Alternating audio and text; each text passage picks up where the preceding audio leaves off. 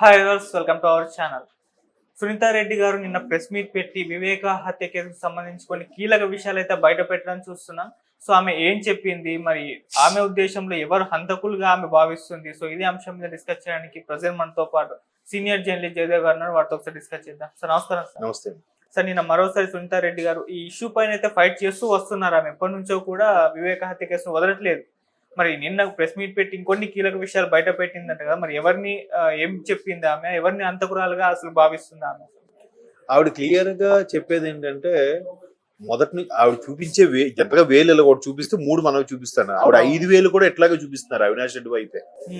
అంటే మొత్తం A1, A2, A3 వీళ్ళ కదలికలు, వీళ్ళ మాట తీరు, వ్యవహారం అంతా కూడా అవినాష్ రెడ్డి గారి కొనసన్నల్లోనే జరిగింది. ఆయన మాటల్లోనే, ఆయన సంభాషణలోనే ప్రతిదీ వినొచ్చు.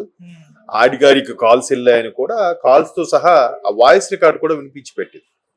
అంటే ఇప్పుడు నిన్న ఆవిడ చెప్పిన తరుణం అంతా చూస్తుంటే, మొన్న రీసెంట్ గా రిలీజ్ అయిన వివేకం సినిమా ఏదైతే ఉందో అది వాస్తవమేమో అనిపిస్తుంది. ఎందుకంటే వివేకంలో యాజ్ ఇట్ ఈజ్ ఇదే చూపించారు. అండ్ మోర్ ఓవర్ ఎలా అంటే, ఆవిడ కాల్ రికార్డ్స్ తోని ఏ రోజు చనిపోయారు, మార్చి 15, 2019 లెక్కలన్నీ కూడా 19 మొత్తం ఏర్ జరిగింది, ఎప్పుడు ఎవరు కాల్స్ చేశారు, కాల్స్ లో ఏమని ఉంటే ఈయన ఏమని దాన్ని ఏమంటారు పేపర్లో వచ్చింది, ఎందుకు అలా ప్రచురించారు, ప్రతిదీ పోసుకూర్చుని చెప్పేసింది ఆవిడ. పోసుకూర్చుని ఎలా చెప్పిందంటే, రికార్డ్ పెట్టి బాబు అది పెట్టమ్మా, ఇది పెట్టమ్మా, ఒక ప్లాజ్మా పెట్టి మొత్తం స్క్రీన్ మీద డిస్ప్లే వేసి మరి కూడా ఆ కాల్స్ ఒకసారి రికార్డ్ వినండి.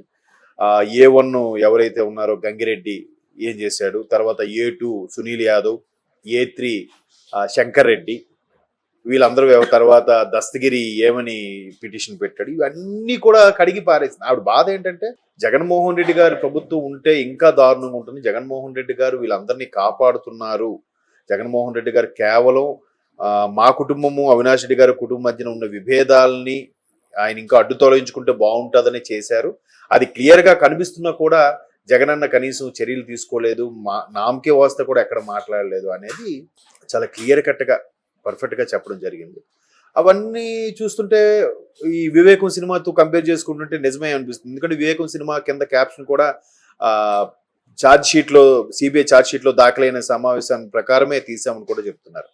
అండ్ మోర్ ఓవర్ హత్య జరిగిన తర్వాత గుడ్డిపోటని పేపర్లో రావడం, న్యూస్ లో ఎస్పెషల్లీ సాక్షిలో రావడం, ఆ తర్వాత ఈయన గంగిరెడ్డి ఎవరైతే ఉన్నారో లేదా సునీల్ యాదవ్, ఈయన మర్డర్ చేసి అటువైపు అవినాష్ రెడ్డి గారి ఇంటి వైపు పరిగెట్టుకుంటూ వెళ్లారని, ఆ టైంలో కాల్స్ ఉన్నాయని, ప్రతి సన్నివేశం కూడా అవినాష్ రెడ్డి గారికి వీళ్ళు చెప్పి చేశారని, లేదంటే ఆయన ప్లాన్ ప్రకారం వీళ్ళు చేశారో తెలియదు అన్నట్టుగా ఇన్ని ఆధారాలు ఉన్నా కూడా, నేను అన్ని క్లియర్ గా సబ్మిట్ చేస్తున్నా కూడా ఎందుకు ఇంకా చర్యలు తీసుకోవట్లేదు అనే దాని మీదే ఆవిడ గట్టిగా, చాలా గట్టిగా పోరాడుతుంది.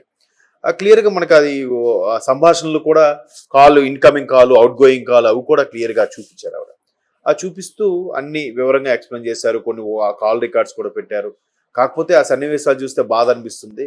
గుండెపోటుతో మరణించారని చెప్పారు. క్లియర్ గా తల మీద ఒకటి, నుదురు మీద ఒకటి గడ్డల పోట్లు ఉన్నాయి, దాని ప్రకారం చనిపోయారు. బట్ అది గుండెపోటు అని రాశారు. గుండెపోటుని ఎలా రాస్తారు? చీఫ్ ఎడిటర్ గుండెపోటు నిర్ధారణ అవ్వకుండా రాసేస్తారా? సో సాక్షికి సంబంధించిన చీఫ్ ఎడిటర్ కానీ చైర్మన్ కానీ భారతి గారు కాబట్టి ఆవిడ సమాధానం చెప్పాలి. అలాగే విజయసాయి రెడ్డి గారు కూడా దీని మీద ఒక స్టేట్మెంట్ ఇచ్చారు, ఆయన కూడా సమాధానం ఉన్నట్టు కూడా వేరే పేపర్లో కూడా చూశారు. అంటే ఇవన్నీ పక్కన పెడితే, ఈ మొత్తం వృత్తాంతము ఆవిడ ఎంత ఓపెన్ గా, ఎంత బహిర్గతంగా, ఎంత పబ్లిక్ గా చెప్తున్నా కూడా ఎవరు ఏం మాట్లాడట్లేదు, చర్యలు తీసుకోవట్లేదు. చూడండి, అది ఆశ్చర్యం అనిపిస్తుంది.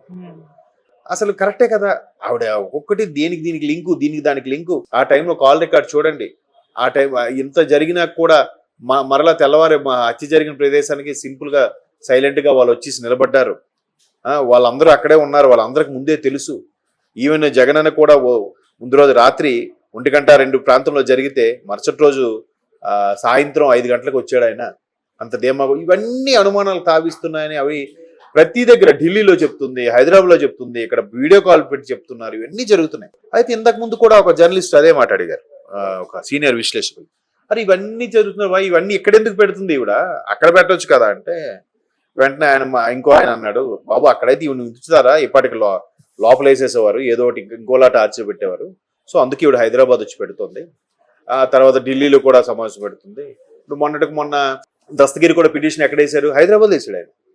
ఇక్కడ తెలంగాణ హైకోర్టులో వేసాడు, అక్కడ హైకోర్టులో వేస్తే మళ్ళీ ఆయన అంత సీన్ ఉండదు.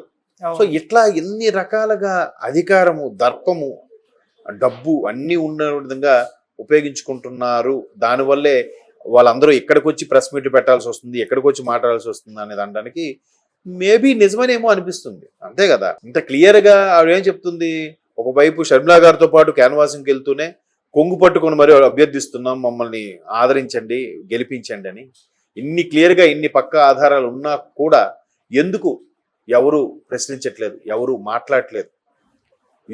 దీనికి ఇంత ఇంత నేనే ఇస్తున్నా కదా ఆధారాలు.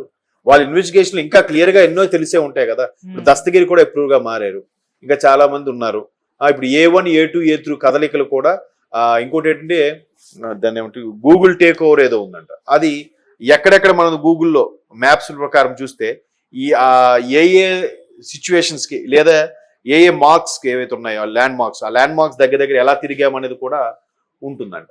ఆయన సునీల్ యాదవ్ ఎవరో ఇక్కడ నుంచి ఆ ఇంటి వైపు పరిగెట్టి వెళ్ళారని, కాల్స్ వెళ్ళారని, ఆ గూగుల్లో అక్కడే సంచరించారని అవన్నీ క్లియర్ గా ఉన్నాయి. అవి కూడా ఆవిడ చూపిస్తున్నారు, ఆవిడ దృశ్యాలతో సహా, విట్నెస్ తో సహా. అంటే సిబిఐ అంటే ఒక నికార్స్ అవుతాను ఒక బిలీవ్ అయితే ఉంది కదా. అంతగా చేసి ఈవిడ ఎంత బాగా గ్యాదర్ చేసినప్పుడు వాళ్ళు ఇంకెంత బాగా చేస్తుంటారు. అన్ని చేసినా కూడా ఎందుకు ప్రభుత్వం చర్యలు తీసుకోవట్లేదు, లేదా సిబిఐ ఎందుకు చర్యలు తీసుకోవట్లేదు, ఎందుకు ఎవరి మీద యాక్షన్ లేదు, ఎందుకు కనీసం ఇప్పుడు ఆ దస్తగిరి దాని మీద పెట్టిన దాని మీద కూడా లక్కీగా తీర్పు రిజర్వ్ లో ఉంచారట. ఎందుకు రిజర్వ్ లో ఉంచారనేది ఇంకా మరి తెలియాలి. ఎందుకంటే మేబీ ఒక గౌరవప్రదమైన ఎంపీ పదవిలో ఉన్నారనో, లేదంటే ఎన్నికలు ముందున్నాయి కాబట్టి ఇటువంటి చర్యలు తీసుకోకూడదు, ఎలక్షన్ కమిషన్కి ఒక మాట చెప్పి చేయాలో లేవో మనకు తెలియదు, ఆ రూల్స్ అండ్ రెగ్యులేషన్స్ ఏముంటాయండి. సో వీటన్నిటిని బేరీజ్ వేసుకొని అప్పుడు ఆ బెయిల్ రద్దు చేస్తే ఎన్నికల ముందు అరెస్ట్ అవుతారా, ఒకవేళ నామినేషన్ అయిపోయిన తర్వాత అరెస్ట్ అయితే అప్పుడు పోటీ చేయొచ్చు, నామినేషన్ గా ఉంటే ఉండొచ్చు, కానీ ఆ సానుభూతితో గెలిచే అవకాశాలు కూడా ఉన్నాయి కొంతమంది. ఇవన్నీ తెలియదు కదా జనాలకి. సో అలా కూడా కొంత ప్లస్ ఉంది. అయితే ఓవరాల్ గా సెంట్రల్ గవర్నమెంట్ ఏదైతే ఉందో అది కొంత సానుభూతి చూపిస్తుందా, లేదా జగన్మోహన్ రెడ్డి గారిని గత 5 ఏళ్లుగా అందుకే కాపాడిందా, వాళ్ళు రాజ్యసభ సీట్లు ఎన్డీఏ కూటమికి అవసరమైన ఎన్నికలప్పుడు అదే పోలింగ్ అప్పుడు కొన్ని చట్టసభలో ఆమోదం కోసం కొన్ని ఓట్లు కావాలి కాబట్టి అందుకే వైసీపీని వెనకేసుకొచ్చిందా అనే ప్రశ్నలు కూడా తలెత్తున్నాయి. మొత్తానికి ఏం జరిగి తెలియదు. ఇంత పకడ్బందీగా ఇన్ని చూపిస్తున్నప్పుడు కూడా కోర్టులు చట్టాలు ఏమీ చేయకుండా అలాగా ఉండడం అనేది చాలా ఆశ్చర్యంగా అనిపిస్తుంది, బాధ కూడా అనిపిస్తుంది. మోర్ ఓవర్ అటువంటి స్థాయి వ్యక్తులకి అలా ఉంటే ఇంకా సామాన్యుడి పరిస్థితి ఏంటి? ఆవిడ క్లియర్గా స్క్రీన్ పెట్టి ఇది జరిగింది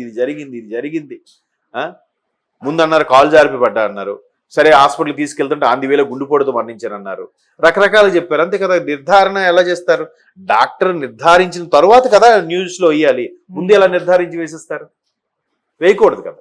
ఇప్పుడు అక్కడ ఒక అమ్మాయి చనిపోయిందని అంటే వెంటనే ఒక పేపర్ రాస్తాడు, ఒక ఛానల్ రాస్తాడు, అమ్మాయి యాక్సిడెంట్ గా చనిపోయిందని. ఒకడు అంటాడు పెళ్లి కాకముందే కడుపు తెచ్చుకుంది కాబట్టి ఆత్మహత్య చేసుకుంది అంటాడు. ఇవన్నీ ఎలా రాసిస్తారు? నిజంగా అలాంటి వాళ్ళ మీద కూడా కేసు వేయాలి. కొంతమంది కొన్ని రకాల చర్యలు జరిగినప్పుడు ఆ అమ్మాయి చెడు తిరిగింది అందుకే సూసైడ్ చేసుకుంది, లేదా ఎవరో చంపేశారు, ఇట్లా ఏమి నిర్ధారణ కాకుండా ఏమీ తెలియకుండా ఎలా రాస్తారు? సింపుల్ గా ఇవన్నీ రాసినా కూడా ఏమంటున్నారు, ఇలా జరిగిందని ప్రజలు అభిప్రాయపడుతున్నారు అంటాడు. లాస్ట్ లో ప్రజలు ఏమి అభిప్రాయపడేంటి? నీ అభిప్రాయాన్ని ప్రజల మీద పెట్టేసి ప్రజలు అభిప్రాయపడుతున్నారు అని అంటారు కదా. సో అట్లా ఈ మీడియా వీరు కూడా ఎలాగ రాశారు, వాళ్ళు కూడా విచారించండి. మీకు ఎవరు ఇన్ఫర్మేషన్ ఇచ్చారు? స్థానికంగా ఉన్న రిపోర్టర్ ఇచ్చాడా, లేదా అక్కడ ఎవరైతే అక్యూజ్డ్ గా ఉన్నారో వాళ్ళు ఇచ్చారా, లేదా లైవ్ విట్నెస్ ఎవరైతే ఉన్నారో వాళ్ళు ఇచ్చారా అనేది కూడా ఒకసారి ఎంక్వైరీ చేయాలి. మేబీ ఆ యాంగిల్ కూడా చేస్తారేమో రాబోయే రోజుల్లో. దస్తగిరి గారి పిటిషన్ ప్రకారం ఈయన బెయిల్ పిటిషన్ రద్దు చేయాలని, అది రద్దు చేస్తారో మళ్ళీ అవినాష్ గారు జైలుకి వెళ్తారంటూ చూడాలి. ఏదైనా కొంచెం ఒక విధంగా బాధాకరంగా అనిపిస్తుంది. ఒక విధంగా ఇవి ఎంత విశ్లేషణ ఎంత సబ్జెక్టుతో ఉన్నా కూడా అవతల వ్యక్తులను ఏమీ చేయలేకపోతుందే ఆ స్థాయి వ్యక్తి కూడా అనిపిస్తుంది. Thank you so much.